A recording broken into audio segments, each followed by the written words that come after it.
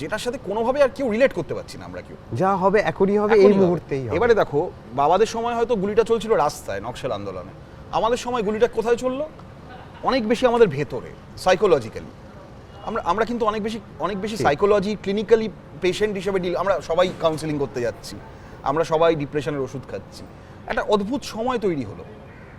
এবং আমি থাইল্যান্ড বলবো না, আমাদের সময়টা একটা খুব চকচকে থাইল্যান্ড হিসেবে আমার মনে হলো আমার চারপাশটাকে, যে থাইল্যান্ড, ফিলিপিন্স, এই যে সময় জায়গাগুলো, রাজনীতিগুলো, যে একটা অদ্ভুত ভাষা কিছুই নেই ওদের, সবটাই ভাসমান, গ্রে। আমার কলকাতাটাকে আমার সেরকম লাগছিল।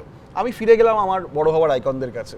আমি সুমন মুখোপাধ্যায়ের কাছে বম্বেতে কাজ করতে গেলাম, আমি তার সাথে অ্যাসিস্ট করা শুরু করলাম, তার সাথে একটা বই আমাদের পাবলিশ হলো, একাধিক বই পাবলিশ হলো। তার পরবর্তীকালে ধরো এক করে তার সেই সুবাদে অঞ্জন দত্তর সাথে, তার এক করে ব্রাত্য বসুর সাথে, আরও হিরণ মিত্র, সঞ্জয় মুখোপাধ্যায়ের সাথে এক করে বই পাবলিশ হলো। সঞ্জয়দার কথা বিশেষ করে বলবো, আমার মাস্টারমশাই সঞ্জয়দা আমাকে নানান ছাড়পত্র দিয়েছে। প্রথম নিউ মিডিয়ার কাজ ওকে নিয়ে আমি শুরু করি, ফেসবুক পেজ দিয়ে এই জিনিসটা, নিউ মিডিয়া নিয়ে কাজ শুরু করতে। কারণ আমরা বুঝতে পারছিলাম যে 17-18 সাল থেকে না একটা চেঞ্জ আসছে।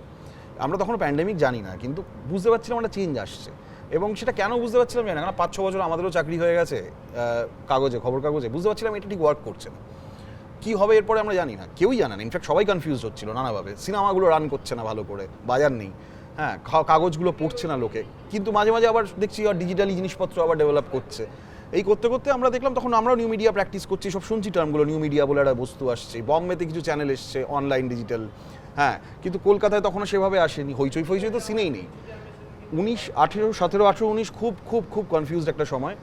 কিন্তু আমরা চেষ্টা করছিলাম, আমাদের সাথে এই সিনিয়ররা, টিচাররা, আমাদের আর্টিস্টরা যারা সিনিয়র, তারা আমাদের সেই জায়গাটা দিচ্ছিল, যাদের কথা বললাম।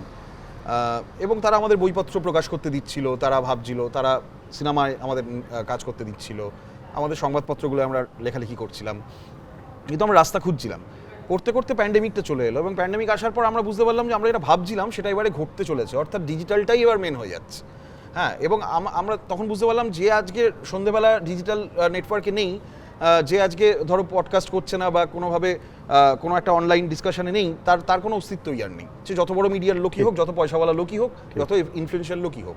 এবং এইভাবে করতে করতে কিন্তু আমি দেখলাম সবাই, পুরো পৃথিবীটা তারপর শিফট করে গেল ডিজিটালি।